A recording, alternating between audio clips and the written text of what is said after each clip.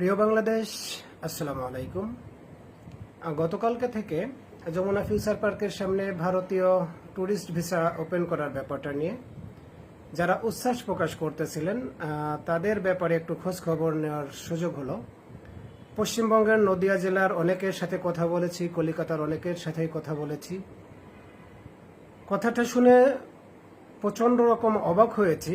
আমরা যতটুকু ধারণা করতেছিলাম যে আসলে ষড়যন্ত্রটা কোথায়, আপনারা জানলে অবাক হবেন যে আমরা যতটুকু ভাবতেছি তার থেকে ষড়যন্ত্রটা অনেক গভীরে। গত 2 বছর ধরে যখন চিকিৎসা সেবা বন্ধ ছিল, কেউ কিন্তু বাংলাদেশে ভারতে চিকিৎসা করতে পারে নাই বলে মারা যায় নাই।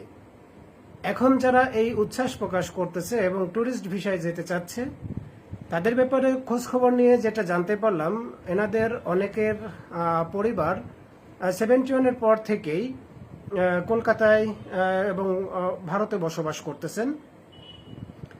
এবং খুবই ভয়াবহ ব্যাপার হলো, এদের প্রায় 1 কোটি, বিশেষ করে পশ্চিমবাংলাতেই কলকাতাতেই প্রায় 1 কোটি জনগণকে তাদেরকে ভোটাধিকার থেকে বঞ্চিত করা হয়েছে এবং তাদেরকে সন্দেহ করা হচ্ছে এরা বাংলাদেশ থেকেই গিয়েছে।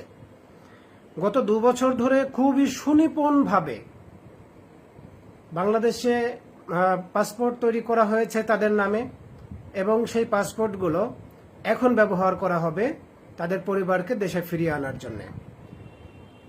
যেহেতু পুশিনের ব্যাপারে বিজিবি এবং সাধারণ মানুষ যারা সীমান্তে ছিল তারা খুবই স্ট্রংভাবে প্রতিহত করেছে, প্রতিরোধ গড়ে তুলেছে। সেখানে যেহেতু সম্ভব হয় নাই, এখন যেটা করবে সেটা হলো একদম বৈধভাবে তাদেরকে বাংলাদেশে প্রবেশ করানোর জন্য চেষ্টা করবে এবং তাদের কাছে পাসপোর্ট থাকবে।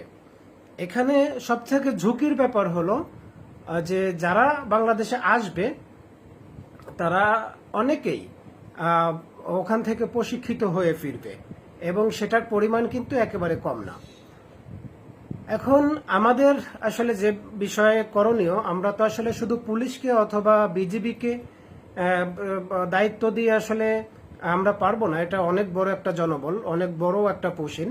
তো আমাদেরকে যেটা করতে হবে সেটা হলো, আপনারা এখন থেকেই খেয়াল রাখবেন আপনার পাশের বাড়িতে আত্মীয় স্বজনের নাম করে কে কতদিন এসে থাকতেছে, এবং যদি সন্দেহজনক গতিবিধি আপনারা দেখতে পারেন সাথে সাথে সেটা পুলিশকে জানাবেন। আর আরেকটা ব্যাপার হলো, রাষ্ট্রকে এই ব্যাপারে অবশ্যই সতর্কতামূলক অবস্থান নিতে হবে, যেন কোনোভাবেই একটা নির্দিষ্ট পরিমাণের বাইরে কেউ ভারত ভ্রমণ করতে না পারে, তাদের সাথে ব্যবসায়িক লেনদেন করতে না পারে, এবং তাদের সাথে যেন খুব বেশি স্ট্রংলি যোগাযোগ রক্ষা করতে না পারে। দেশের জন্য, দেশের সার্বভৌমত্বের জন্য এখানে সরকারকে বড় একটা ভূমিকা রাখতে হবে। আরও অনেক কিছু বলার ছিল যেগুলো আসলে সোশ্যাল মিডিয়াতে বলা কোনোভাবেই সম্ভব না। তবে যারা ইনবক্সে জানতে চান কে কোন জেলা থেকে আছেন আমাকে জানান, আমি আপনাদেরকে বাদবাকি তথ্যগুলো দিয়ে দেবো ইনশাল্লাহ। আসসালামু আলাইকুম।